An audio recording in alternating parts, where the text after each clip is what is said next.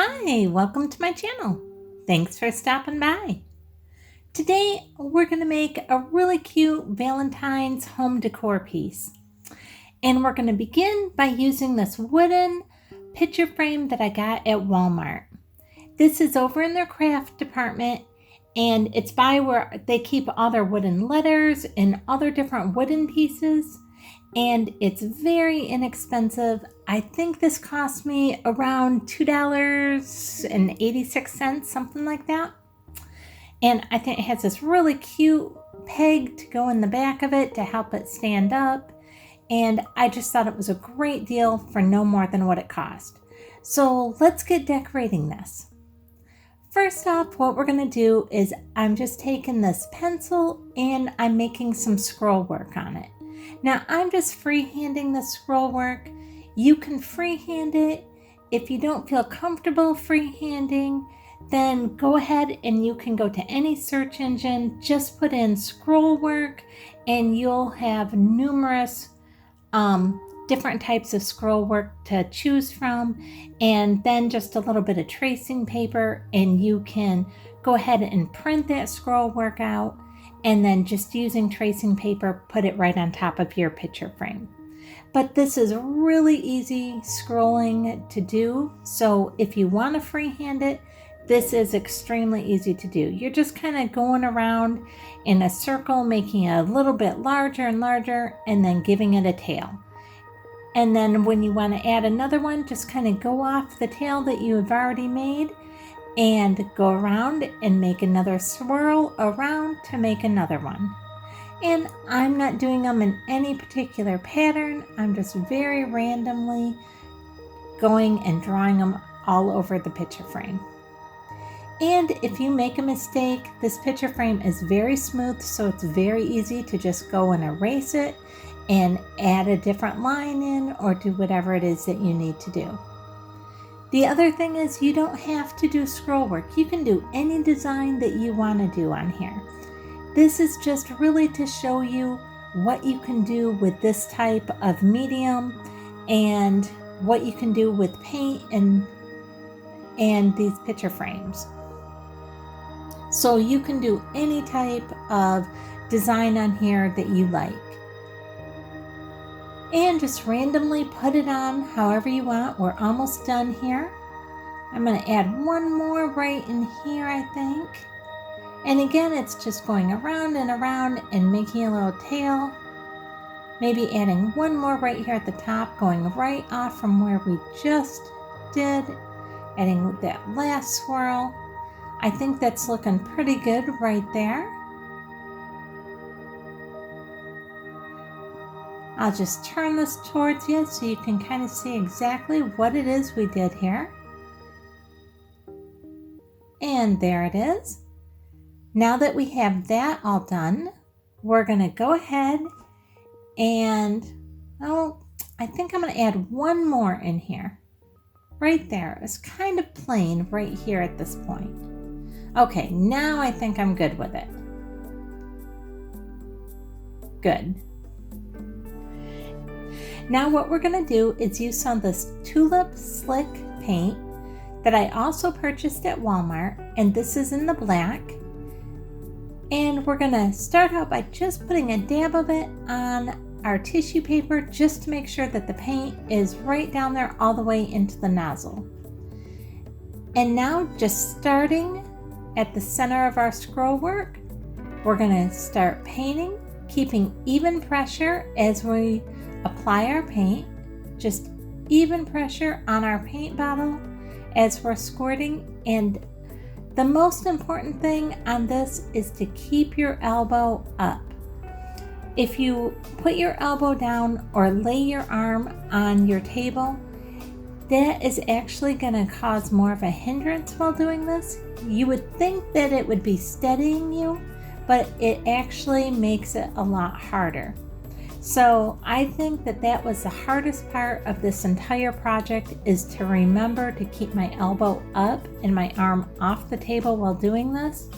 And you'll find that it makes the process so much easier. You won't have as many stops and starts and stutters while you're painting as long as you keep the elbow up and keep constant pressure on your paint.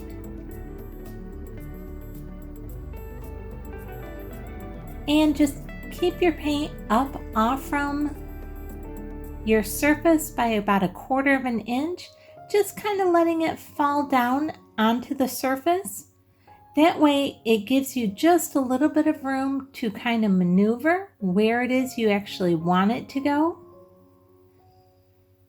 And again, keeping that constant pressure on your paint, that makes a big difference. And if you do make a little bit of an area where it's a little bit messed up and you don't quite like it, you can just take the nozzle and just lightly go in and kind of smooth that paint around with just the nozzle to kind of smooth it out so it doesn't look quite as messed up.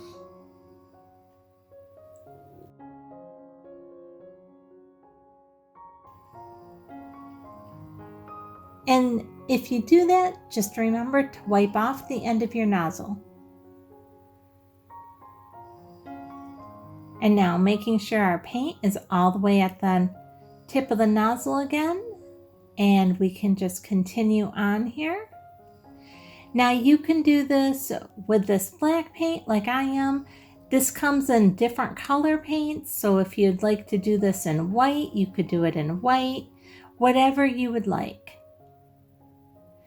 I tend to like more bold colors, but I also realize that very muted colors and soft white colors are very in right now. So if that is what you like, then you may want to go that way.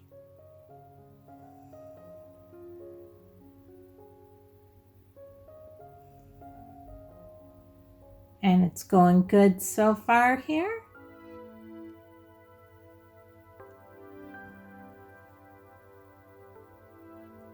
And we're just going to continue to finish this last little bit up. And again, remembering to keep the elbow up off from the table.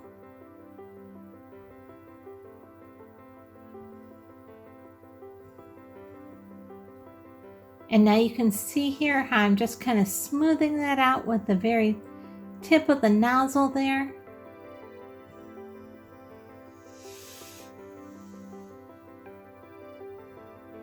And now we just have one corner left. I'm going to just clean off this nozzle one last time.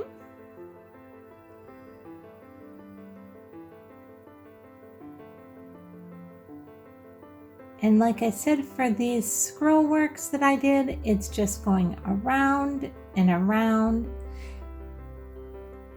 and then giving it a tail. And then going off from that tail, going up and making another swirl going the opposite direction.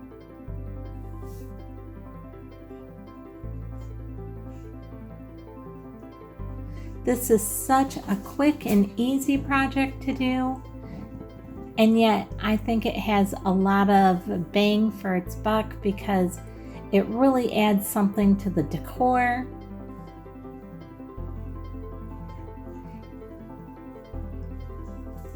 And again, I'm just smoothing out that paint just a little bit where it kind of got clumped right there at the end. And one more swirl and we'll be done with the scroll work part. And coming right off from the tail, just like we have in the past, going up and around and keeping our elbow up. Good. And that's it. Now our scroll work portion of it is done, and I'll just kind of tilt this so you can see it a little bit better there. I'm pretty pleased with that.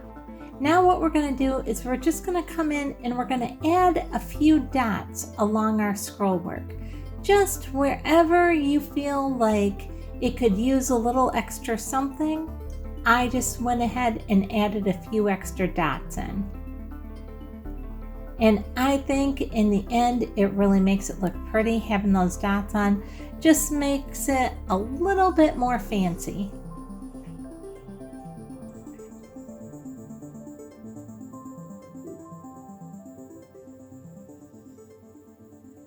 And I just keep adding dots all over. Now you could do your entire thing in dots if you wanted. You could do little X's. You could do any type of design that you want. You could do little wave lines, whatever your personal preference is.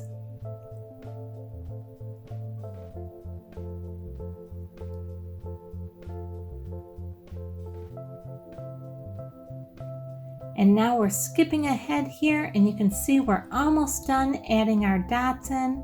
We only have just a few more to go here. And you can kind of see what it looks like with all the dots just kind of going around the scroll work in different areas.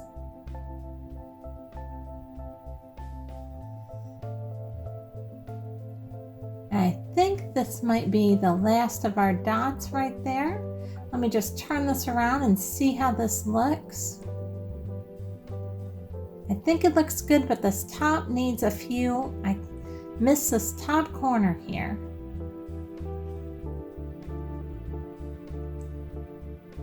And I have no rhyme or reason to my dots. In some spots I have 3 dots, in some spots I have 5. Most of the time I did 4. So it's just a personal preference, whatever you like. Now we're going to use some of this Deco Art Americana in the black. And you can see I actually already started to paint. I thought I had turned my recorder on and I forgot. So I just looked over and noticed that. So here we go. We're just painting the whole front of this right over what we've already done. And we're going to paint the entire front. And we're going to paint the inside of this heart as well. Making sure everything is completely covered and you can't see that plain wood at all anymore.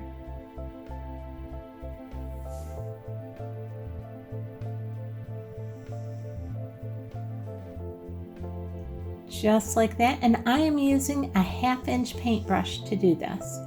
And I made sure that I waited a good 4 hours before we started painting that, so that I was positive that all the scroll work would be completely dry. It wasn't even a little bit not dry. Now you can see we're doing all the edges.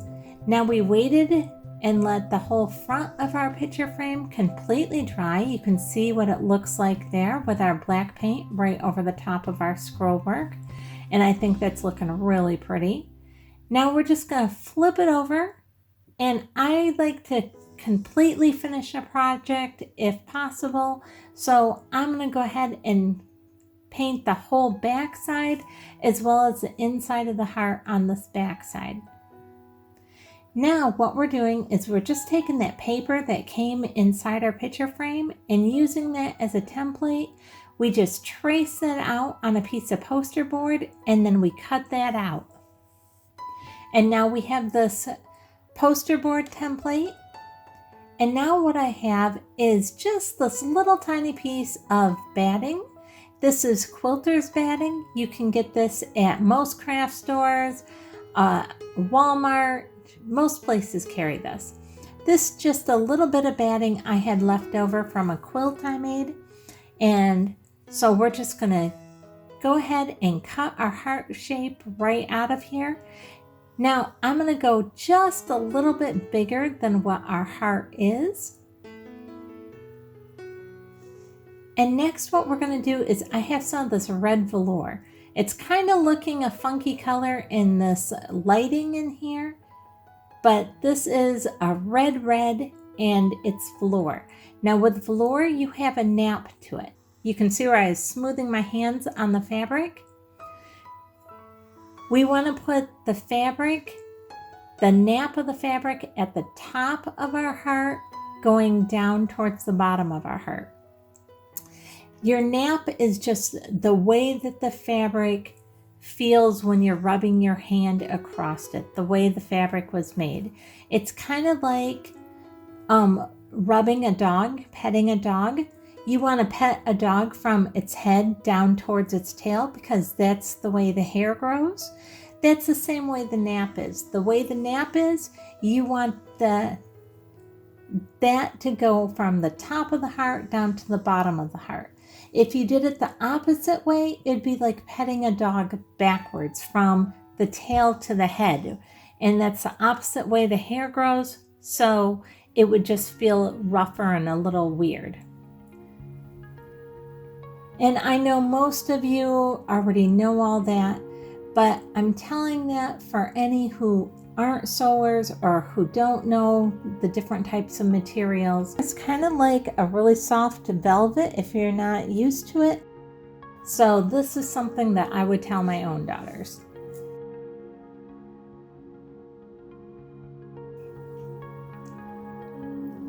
Now I'm going to take and cut that batting a little bit shorter now that we have our material and everything cut out. Now I want that batting to go all the way to the very edge of my heart or a little bit beyond. I don't want it being any shorter than my heart. So it can be the exact same as my heart or a little bit longer. And you can see I didn't make sure it was perfect. For this type of project, you don't have to.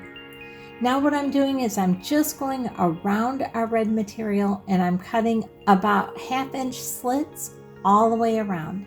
Now I did not cut our material in a perfect heart shape. I just made sure it was about 1/2 inch larger than our heart all the way around.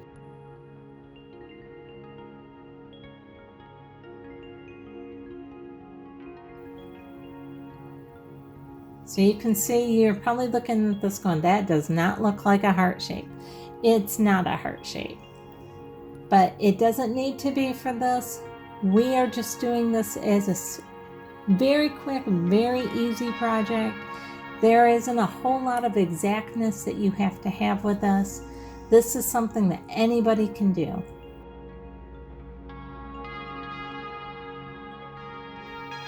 Now once we have it done, we're going to go ahead and put our template right back on top. And now we're going to put a little bit of hot glue at the end and we're going to pull that velour material up right onto that hot glue and hold it down with our scissors for just a minute. Now I got that end a little short. I should have had that a touch longer, but even though it's a little bit short, it's still going to work just fine. Now we're going to start there at the bottom, making sure that our bottom is connected, and then we're going to do the 2 corners up at the top. I don't know, do you call the rounded parts of a heart a corner? I don't think they're really corners, but we're going to go ahead and we're going to pull this velour piece up and attach it right there. And now we're going to do the same thing on this other top rounded part of our heart. That way our fabric is secured at all 3 points of our heart.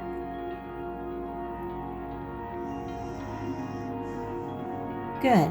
Now that's going to make it very easy for us to just go ahead and put some of our hot glue around.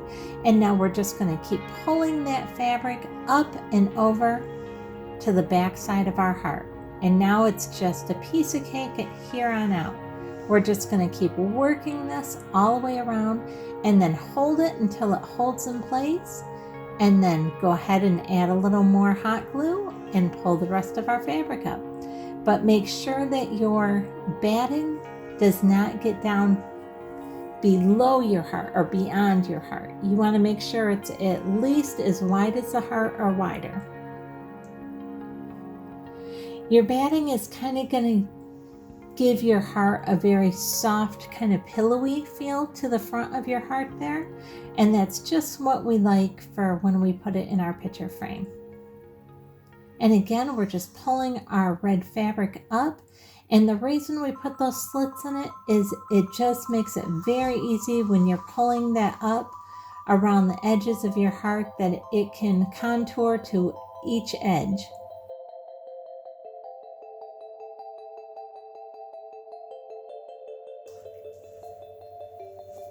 Now we're going to do the center part of our heart, pulling that up and adhering it to that hot glue.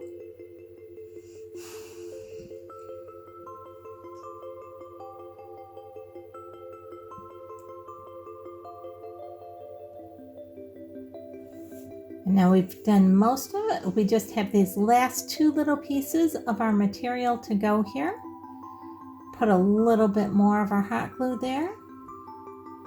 And now we're just going to pull these right up over the batting, over the edge of the heart. Hold it for just a second for that to adhere. And now we have our heart. It's all nice, it's very soft, it's cushy. You can see what the back side there looks like.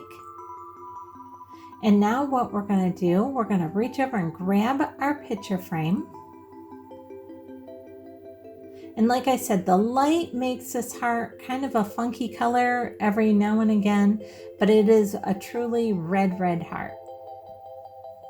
Now we're just going to fold our heart over, or flip our heart over there, and we're going to put it right inside our picture frame.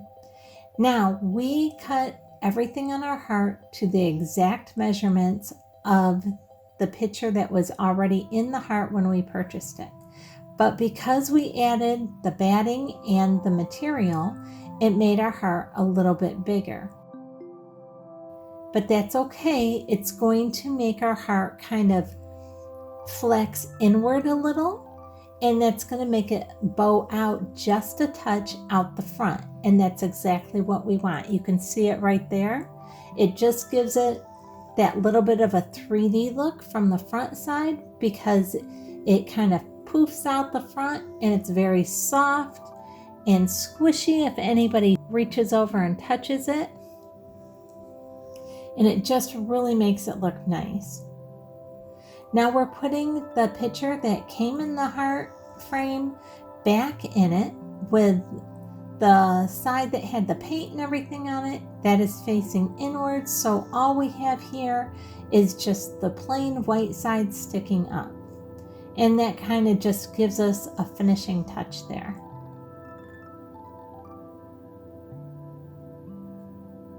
And there we have it. Is that looking so pretty? Now we just need to flip it over and put our little peg back in the back side.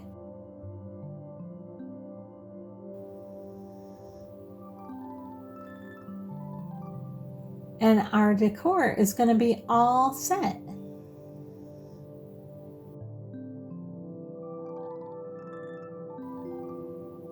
Let me put this someplace where you can actually see it.